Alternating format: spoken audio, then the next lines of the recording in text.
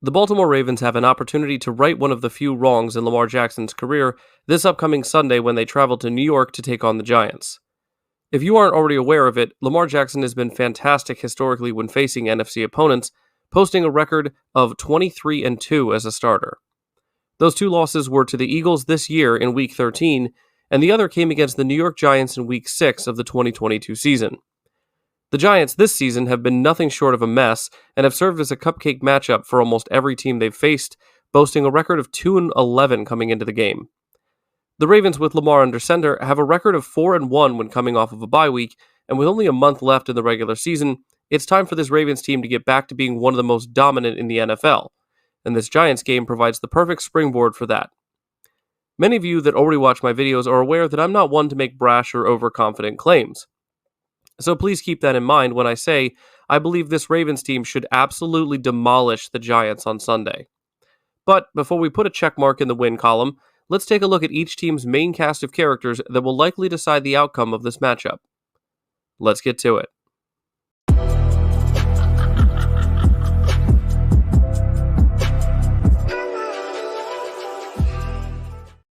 Welcome in everyone, this is Jordan with Ravens Flash Report.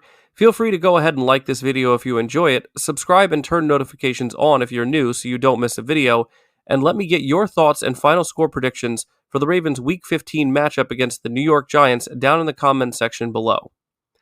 Jumping right into the numbers here, we can already see some differences between these two teams. Let's start with the total points and the total yards. At this point in the season, the difference between these numbers can be very telling, and keeping these totals in mind is important when comparing them to their respective ranks in the league. For example, the Ravens have almost doubled the total points of the Giants this season, and the difference in their rankings shows this.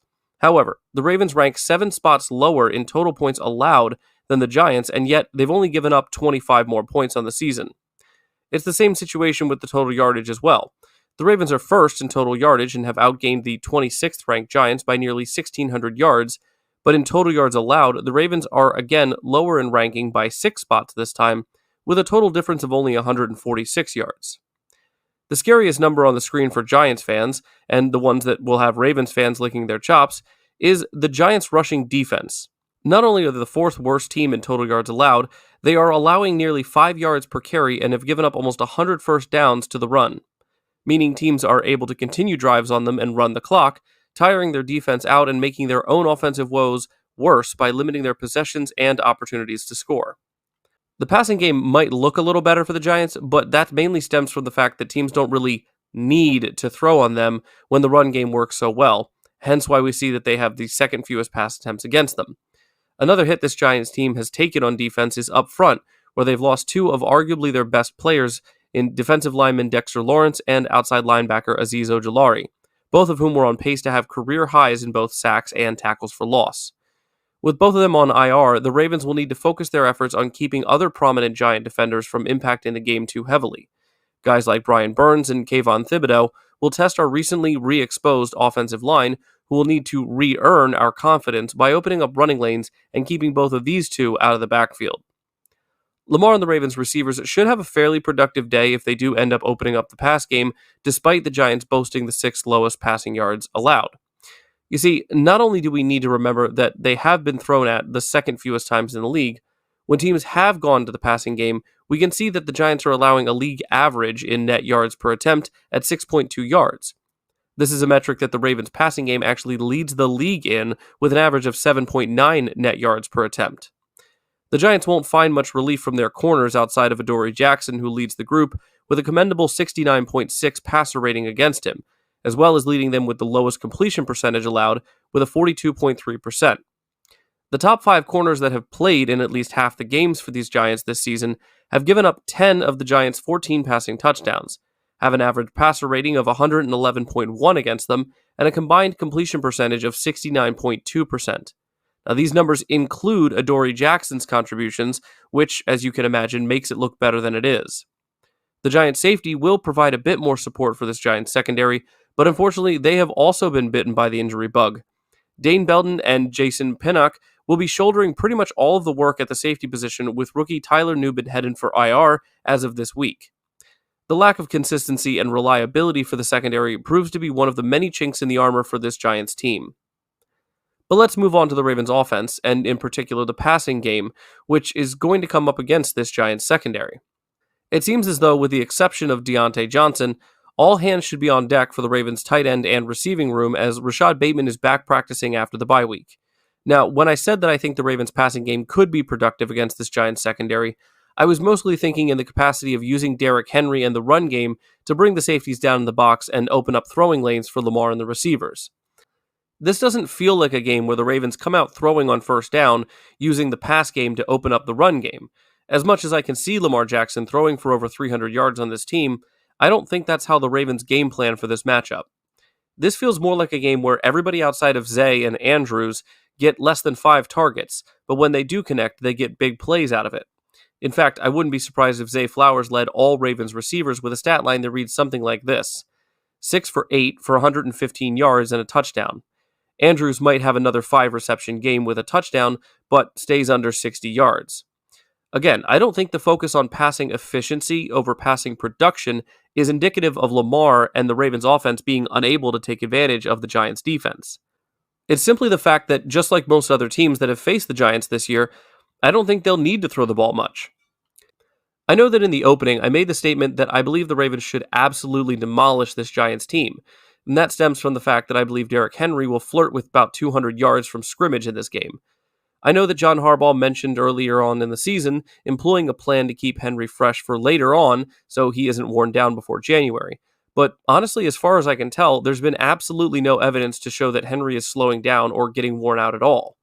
I do think, however, that in addition to Henry having an absolutely dominant day, Justice Hill should continue to be featured a decent amount in this game, and I don't simply mean as a pass blocker or a receiving back. The eye test has clearly shown that the Ravens' run game and offense in general is much more effective when Justice Hill is used frequently in the backfield as a complementary piece to Derrick Henry. And along the same line of thinking, Lamar Jackson needs to listen to his mama and take those running lanes when he's got green grass in front of him.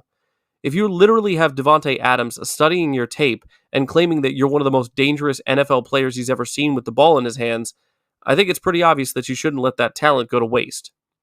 Lamar's development as a quarterback and as a football player in general is to a point where he can dismantle a defense in any way he chooses, whether by his arm or his legs.